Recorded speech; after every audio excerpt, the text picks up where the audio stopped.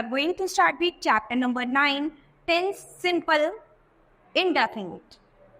Simple indefinite tense के about इस chapter में हम पढ़ेंगे बच्चों present tense, present indefinite tense, past indefinite tense and future indefinite tense. Let's start with the chapter.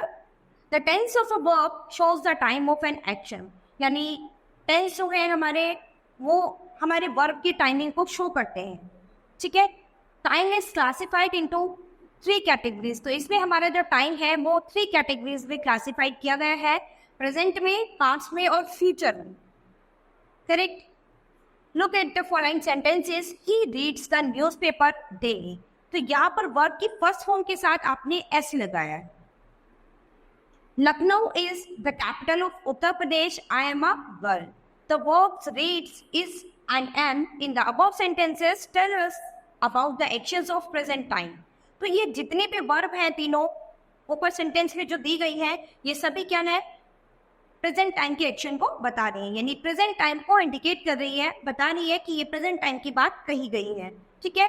ये कहती है कि वह डेली न्यूज़पेपर पढ़ता है. तो ये क्या हो गई, प्रेजेंट टाइम की बात हो गई. लखनऊ जो है वो उत्तर प्रदेश की कैपिटल है, ये भी प्रेजेंट की बात हो गई. आई एम अ गर्ल, मैं एक लड़की हूँ, और ये भी प्रेजेंट टाइम की बात हुई. Present indefinite tense or simple present tense is used to tell about the actions that happen in the present time. Correct? Now look at these sentences. इसके बाद को sentences read करेंगे हम. He bought a map. They worked till night. Mohit watched a movie with his parents. यहाँ पर क्या है, वह एक मैप खरीदता है. तो यहाँ पर buy इसकी बेस फॉर्म है, तो यहाँ पर इसकी सेकेंड फॉर्म को यूज किया है bought. ऐसे ही यहाँ पर वर्ब की सेकेंड फॉर्म यानी वर्क यूज हुआ है, और यहाँ पर वॉच की सेकेंड फॉर्म वॉच यूज हुआ है. Correct. All the verbs in the above sentences show the time of past. तो ये सभी जितने भी सेंटेंस है इसमें जो वर्ब है वो पास्ट टाइम को शो कर रही है ना. तो all this are the verbs of past tense. इसीलिए ये सभी वर्ब किसकी है, ये पास्ट टेंस की. पास्ट इंडेफिनिट टेंस और simple past tense tell us about the actions that had taken place sometime in the past. ठीक है. तो पास्ट इंडेफिनेट या फिर सिंपल पास्ट टेंस हमें ये बताता है कि हमारा एक्शन जो है वो पास्ट टाइम में हो गया है. Study these sentences. We shall play a cricket match. They will take bath in the river. तो क्या है, we shall play a cricket match, हम एक क्रिकेट मैच खेलेंगे. ठीक है. तो ये फ्यूचर टाइम को इंडिकेट कर रहा है, फ्यूचर टाइम के बारे में बताया जा रहा है कि फ्यूचर में हम ये काम करेंगे. They will take bath in the river, हम नदी में नहाएंगे. Sonia will buy some clothes today. Sonia आज कुछ कपड़े खरीदेगी. I shall play with a teddy tomorrow. मैं एक अपने टैडी के साथ आने वाले कल में मैं कल अपने डैडी के साथ खेलूंगी. ठीक है. तो यहाँ पर फ्यूचर के टाइम के बारे में बताया जा रहा है कि फ्यूचर में हम ये काम करेंगे. The verbs shall and will tell us the time of action that will take place in future. तो यहाँ पर जो वर्ब shall and will के बारे में बताया गया है ये हमारे फ्यूचर टाइम के एक्शन को इंडिकेट करिए, यानी फ्यूचर टाइम में होने वाले काम के बारे में बता रही है. These express the simple future tense. तो ये सिंपल फ्यूचर टेंस को एक्सप्रेस कर रही है. फ्यूचर indefinite tense और simple future tense tell us about the actions that are yet to take place and will happen in the coming time. तो future indefinite tense या फिर simple future tense हमें ये बताते हैं कि हमारा एक्शन जो हमारा आगे आने वाले समय में होने वाला है उसके बारे में हमें बताता है. तो ये हमारा फ्यूचर सिंपल टेंस है. Let's study his table to know more. Present indefinite, Ishika writes a story. ठीक है.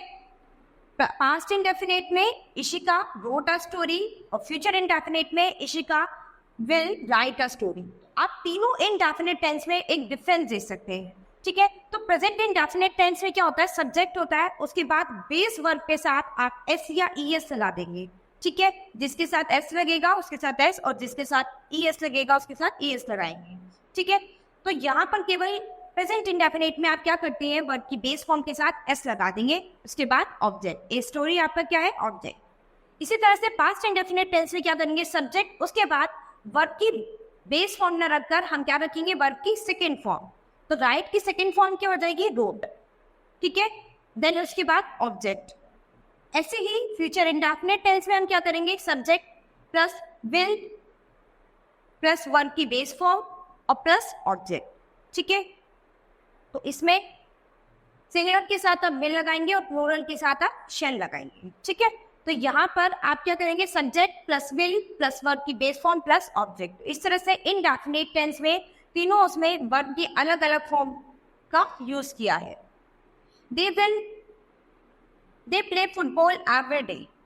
They played football yesterday. They will play football every day. अब इन तीनों सेंटेंस में क्या डिफरेंस है, यहाँ पर क्या है, they play, ठीक है। तो यहाँ पर play आई बी के दे के साथ आप वर्ब की बेस फॉर्म रखेंगे, उसके साथ एस या ई एस नहीं लगाएंगे, ठीक है। आई बी यू दे होगा, अगर प्रेजेंट इंडेफिनिट में आई बी यू दे है तो आप उसके साथ वर्ब की बेस फॉर्म के साथ एस या ई एस नहीं लगाएंगे और उसके बाद सीधा आप ऑब्जेक्ट लिखेंगे, ठीक है। ऐसे ही पास्ट इंडेफिनिट में आप क्या करेंगे, वर्ब की सेकंड फॉर्म लगाते हैं तो हमेशा वर्ब की सेकंड फॉर्म का ही यूज होगा। They played football yesterday, yesterday से आपको पता चल रहा है कि पास्ट टाइम की बात हुई है। इसके बाद है फ्यूचर इंडेफिनिट में they will play football every day, तो यहाँ पर विल से आपको पता चल जाएगा, विल प्लस वर्ब की बेस फॉर्म से पता चल जाएगा कि आपके फ्यूचर इंडेफिनिट यानी फ्यूचर टाइम की बात की जा रही है। The verbs in the sentences are formed according to the tense. तो क्या है, इसमें जितने भी सेंटेंसेस में वर्ब की फॉर्म रखी गई है वो अकॉर्डिंग टू टेंसेस रखी गई है, यानी जिस टेंस के अकॉर्डिंग जिस तरह से वर्ब रखी जानी चाहिए उसी अकॉर्डिंग हमने वर्ब की फॉर्म को रखा है। We can change these simple tenses of all forms into negative and interrogative in an easy manner. Let's see how to form these. तो क्या है कि यहाँ पर हम अपने सिंपल टेंसेस की फॉर्म को नेगेटिव और इंटरोगेटिव दोनों में चेंज कर सकते हैं। तो सिंपल इनडेफिनिट टेंस को आप नेगेटिव में भी चेंज कर सकते हो, इंटरोगेटिव में भी चेंज कर सकते हो। तो आइए इस फॉर्म को देखते हैं। Read this sentences present tense. तो प्रेजेंट टेंस में जो सिंपल टेंस होता है आपका वो क्या होता है, अफर्मेटिव, ठीक है। इनडेफिनिट सिंपल टेंस फॉर्म क्या कहेंगे, affirmative sentence. I eat the food, तो ये क्या हो गया आपका affirmative sentence. I don't eat the food, तो ये आपका क्या हो गया, नेगेटिव, ठीक है। तो नेगेटिव में आई बी यू दे के साथ आप डू नॉट लगाएंगे और ही शी इट के साथ आप डज लगाएंगे यानी डज नॉट लगाएंगे, ठीक है। तो अगर आप प्रेजेंट टेंस में नेगेटिव बनाएंगे तो प्रेजेंट टेंस में नेगेटिव बनाने के लिए आपको क्या करना है, आई वी यू दे के साथ हमेशा डू नॉट का यूज करना है और ही शी इट के साथ आप हमेशा डज नॉट का यूज करेंगे। इसके बाद जब आप इंट्रोगेटिव बनाते हैं तो इंट्रोगेटिव में आप क्या करते हैं, अपनी जो वर्ब हेल्पिंग वर्ब जो होती है इसको आप बाहर ले आते हैं, ठीक है। जो आपकी मेन हेल्पिंग वर्ब होगी, हेल्पिंग वर्ब को आप उठा के बाहर ले आते हैं, उसे क्वेश्चन बना देते हैं। तो do I eat the food, ठीक है। तो अभी आपका ये क्या बन गया, इंट्रोगेटिव यानी एक क्वेश्चन बन गया, do I eat the food, ठीक है। तो यहाँ पर ये प्रेजेंट टेंस की तीनों फॉर्म है, अफर्मेटिव, नेगेटिव और इंट्रोगेटिव। नेक्स्ट है इसके बाद past tense. Monu wrote a story, तो ये पास्ट टेंस का सिंपल अफर्मेटिव टेंस है, सिंपल टेंस है एकदम, ठीक है।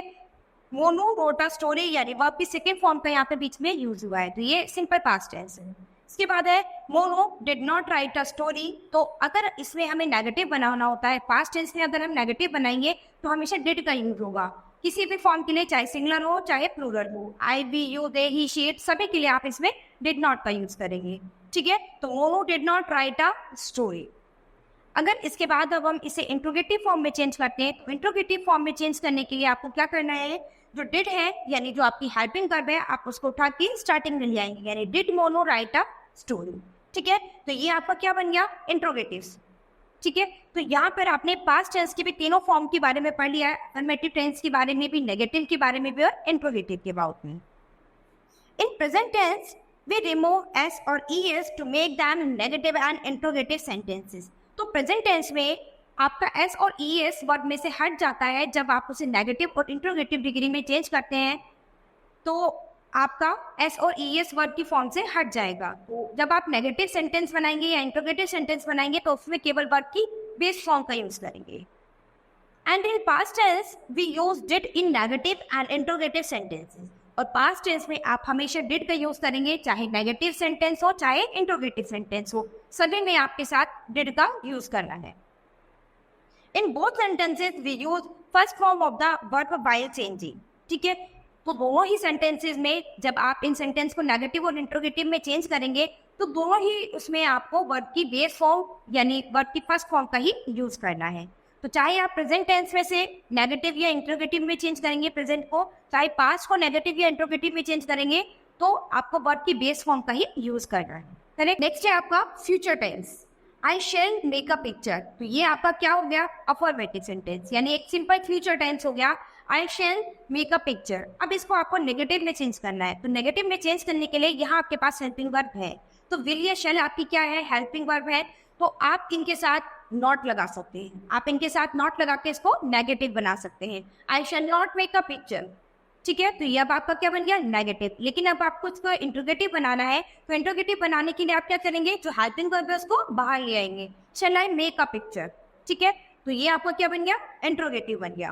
Correct. Shall is use with I and we. तो शैल का यूज आप कहाँ करेंगे? आई और वी के साथ करेंगे। We use will with all other subjects. बाकी आज के अब हम लोग क्या करते हैं कि विल का जो यूज है हम बाकी सभी सब्जेक्ट के साथ भी कर सकते हैं। Simple present tense is also used to speak about habitual facts, habitual habits, or to express something that remains unchanged for a long time.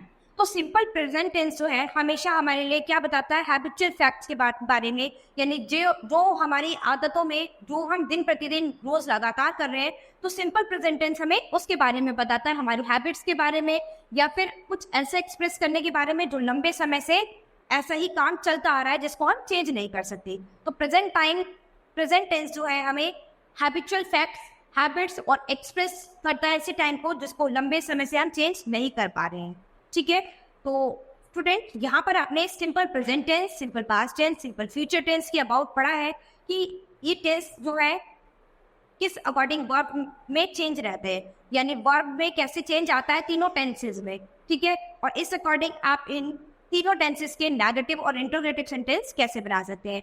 आप अपनी नोटबुक में simple present tense, simple past tense और future tense तीनों के कुछ sentence बनाएंगे और उनके नेगेटिव और इंट्रोगेटिव में भी उन्हें चेंज करेंगे। So student, this chapter has finished. We'll start with the next chapter in the next class. Thank you.